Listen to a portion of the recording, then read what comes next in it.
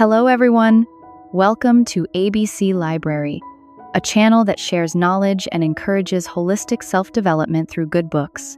This week, I would like to share with you a warm reflection, a video entitled, "True Kindness is Always Hidden in the Dark," through the famous novel, The Shadow Thief by the French writer Marc. In 2010, a novel of just a little over 200 pages sold 450,000 copies within a single week. It was received with extraordinary enthusiasm as soon as it was published. That novel was The Shadow Thief. This story tells of a boy who is constantly bullied by his classmates, but then he accidentally discovers that he has a superpower. Whenever his shadow overlaps with someone else's, he can steal that person's shadow, and through the shadow, he can hear its owner's secrets.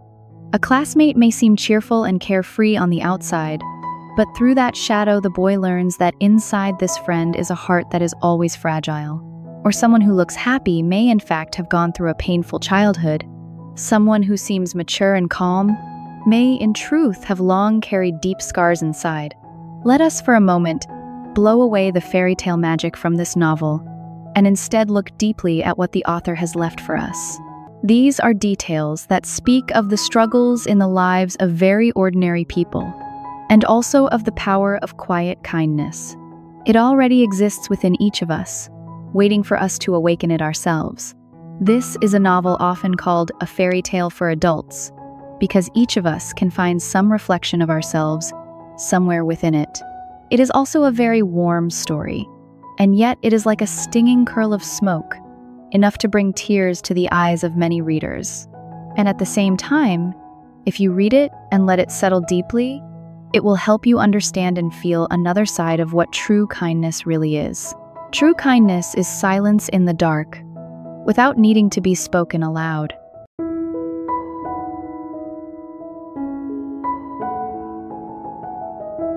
Keep other people's weaknesses hidden in the dark. The story begins when the boy has to transfer schools after moving with his parents to a small town. The new environment brings him all kinds of trouble, and the greatest trouble comes from a boy named Marquez. This is a very rude and mischievous child, with many younger boys following him around. During a class election, Marquez, confident in his popularity at school, eagerly runs for class president. But in the end, no one votes for him except himself. This is deeply humiliating for him. But there is something else that embarrasses him even more. The girl he has been pursuing avoids him, grows cold toward him, and instead becomes close with someone else. Marquez goes wild with rage and tries with all his might to hide the shame inside himself. He turns the shadow thief into his punching bag, venting his anger on him. He beats him and locks him inside a locker. Then one day, by chance, the boy steals Marquez's shadow. From that shadow, he learns a hidden truth. In reality, Marquez is actually very gentle, but his father believes that, as a boy, he is not masculine enough. All day long, his father scolds him, humiliates him, even beats him. Once, Marquez goes hunting with his father, but his gentle nature will not allow him to kill a small rabbit, so he lets it escape. Yet because of that alone, his father grows furious, points straight at him and shouts, "You good-for-nothing." Marquez has grown up in a family where he has never been valued by his parents. His father is always shouting at him, while his mother remains silent and only stands there watching. At this point, Marquez's shadow cannot help but cry as it says, "My owner believes that he is stupid and unwanted." He has suffered deeply ever since childhood, and the older he gets, the more unbearable it becomes. The truth of being looked down upon by his own parents is like a fatal blow, the very thing Marquez wants most desperately to hide. But once the boy learns this truth, he chooses to turn toward kindness. Yet his kindness is not expressed through trying to comfort Marquez or offering advice and help. Instead, he simply chooses silence. He keeps Marquez's weakness hidden away, like a shadow behind his back, because he understands that Marquez is in fact deeply insecure, and that all the things he does, all the times he bullies others, are only his way of drawing attention and longing for recognition and affirmation from the people around him. The shadow thief keeps silent and does not expose the other boy's weakness. That is because he has a kind heart. Only someone with kindness can open clear eyes and see the truth of a problem so deeply. The next day, when he sees Marquez, he only reminds him about the school outing. A few days later, during that outing, the boy happens to get lost, but by chance it is Marquez who finds him. On the way back, the boy praises him to the whole class and says, "It's thanks to Marquez. He's really amazing." At that moment, Marquez is completely stunned by the applause from the teacher and the rest of the class. From that day on, Marquez becomes a completely different person. He grows quieter and no longer seeks him out to bully him.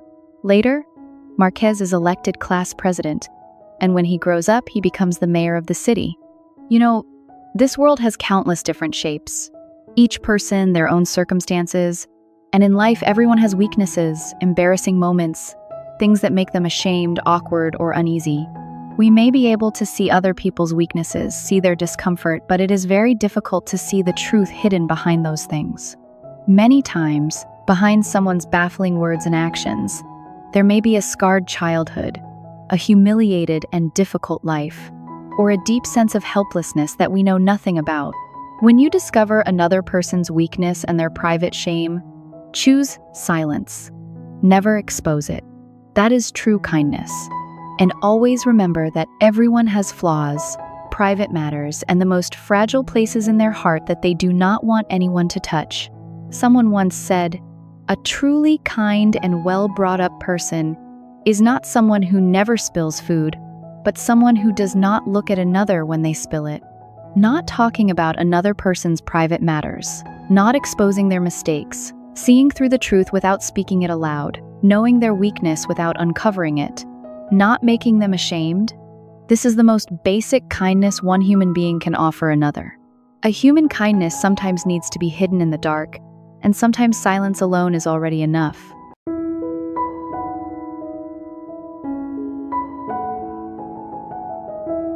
Do not interfere in other people's lives. The first friend in the shadow thief's life is named Luke. Though his family is poor, he is full of ambition. Since childhood, he has dreamed of becoming a doctor. But later, the one who gets into medical school is the shadow thief, while Luke, because of his family's hardship, has to return home and help his parents as a baker while they stand on the verge of bankruptcy. For a long time, Luke always seems content and happy, so the shadow thief feels rather reassured about his friend. But one day, Luke's shadow secretly follows him home and says, "Please help my owner change his life and take him with you before it is too late. Help him become the person he wants to be." Hearing this, he becomes terribly uneasy and wants to run straight to Luke's father to reveal Luke's feelings, hoping that he might be able to help his friend. But the shadow thief's mother stops him and says, "If Luke knew you had gone to see his father, he might resent you. This is his life. Only he can decide it for himself." But his love for his friend makes it impossible for him to listen. He runs straight to the bakery. Yet the moment he sees Luke's father, his mother's words ring over and over in his ears. "You cannot interfere in another person's life, even if it is for his own good. You must remember that it is his life." His face grows red, but in the end, he chooses to leave without saying the truth. A few days later, as he is returning to the dormitory, he sees Luke standing there with a suitcase. It turns out Luke's father had understood everything and accepted that his son should pursue medicine. In the end, with the help of the shadow thief, Luke passes the entrance exam and receives a scholarship. The story of Luke and the shadow thief reminds me of a saying like this: "Each person has his own life trajectory. You have your mountain to climb, and I have my rivers to cross. The one crossing mountains need not ask how deep the river is, and the one crossing rivers need not care how high the mountain stands." Mountains and rivers are different paths, and each of those paths has its own beauty and hardships. Different circumstances, different feelings, no matter how important a person may be to us, and no matter how much we want the best for them, we should not interfere in another person's life, because we do not know what concerns and unspeakable secrets lie behind that person's life. And in reality, there are always people like this. You want to study a certain major, because you love it. But someone with what they believe is kindness tells you that this field has no future, that you should choose major A or major B so your future will be better. Or you want to devote yourself to building a career, but someone kindly advises you that you should settle down before you start your career. You want to return to work after having children, but someone kindly tells you that women should stay at home and care for the family instead. In truth, this is no different from forcibly lighting a lamp for someone else. The act of assuming that your good intentions must be good for the other person is not necessarily good at all. Advice that sounds intelligent and rational may in fact be something harmful to the one receiving it. In the end, human beings differ in life experience and real circumstances. No one can take responsibility for another person's life, and no one has the right to decide that life either. Your answer, even if absolutely correct, may still fail to resolve the other person's dilemma. No matter how good a relationship may be, do not try to become the teacher who lectures and advises the other person. Just as a German writer once said, "I only give advice when others come to me for it. Even then, I remain cautious, because experience is like old clothing and it rarely fits someone else. Help when others come to you, but only help if you can truly help. And if you cannot, then leave it be. When someone does not need you, even if you know something that would be very good for them, it is still better to remain silent. Rather than using your kindness to interfere in other people's affairs, focus on your own business and take responsibility for your own life." The psychologist Carl Jung once said, "Do not try to change other people. All you can do is be like the sun, radiating your own light and warmth, and that is enough." For all those who are groping in the dark, what they desire most may not be a lamp, but a lighthouse. Do not forcefully light lamps for the people around you. True kindness is to turn your care into spring rain that moistens all things in silence.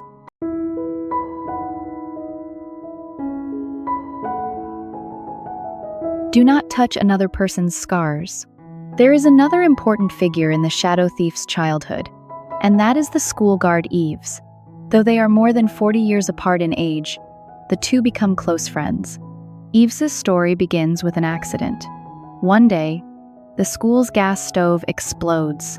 The blast nearly kills the guard, and also reveals a secret he has hidden for decades. The shadow thief remembers clearly how, that very evening, the injured guard sneaks back into the burned-out guard room to search for a notebook written by his late mother. But just then, Eves' shadow suddenly appears. The boy sees a strange scene. Eves' mother died right when he was born. Since childhood, he has had to live with relatives and has never once seen his mother. He imitated a mother's voice and wrote letters of affection to himself. And Eves, risking danger, is desperately trying to recover that notebook, though in truth it contains only the loving words he himself had invented. What he has always longed for is simply to recover a mother's warmth. Eves has lied, but what a heartbreaking lie it is. The shadow thief swears that he must let Eves feel a mother's love. He asks his own mother to write a warm and loving letter, then buries it, and finally guides Eves to find it himself. The plan unfolds perfectly. Eves not only finds the letter, but is also deeply encouraged by it. The shadow thief cheerfully tells him, "Every mother's greatest wish must surely be that her child should be happy. You should be happy, and you should follow the life that belongs to you."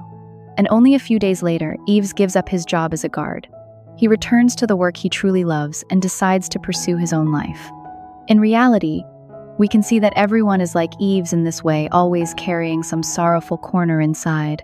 It may be a broken relationship, a humiliating fall, a crushing failure, or a regret that came too late and can never be repaired. Each of us lives with moments like these. So if you happen to see another person's scar, please do not touch it. Please do not speak of it, because exposing it is no different from rubbing salt into a wound. As the famous economist Hayek once said, "The road to hell is paved with good intentions." And these good intentions are often nothing more than what we ourselves think is right. The greatest kindness is not to charge into another person's life, not to break the boundary between yourself and them, and not to touch the wounds of their heart. The Shadow Thief has been described by the French media as the most moving novel of the past 10 years. It has none of the dramatic ups and downs of life and death, nor does it rely on love or hatred and gripping twists. It is simply like a gentle melody playing on the radio in the afternoon, letting these warm stories flow through each of our hearts. And remember this, no matter how hard life becomes, there are always people silently sheltering us. Life is always filled with regret, and yet there is also so much warmth hidden quietly away. It is precisely those silent gestures of warm protection that make our lives sweeter. Thank you for listening. If you found this video helpful, please share it with the people around you, so that we may gather and spread a little warmth as spring comes. Do not forget to support ABC Library with a like, hit the follow button, and turn on the notification bell so you can catch Better Version's newest videos. May both you and I become little suns radiating our own warmth, not forcibly lighting lamps for others, but giving our warmth through kindness in quiet silence. Thank you, goodbye, and see you again in the next videos.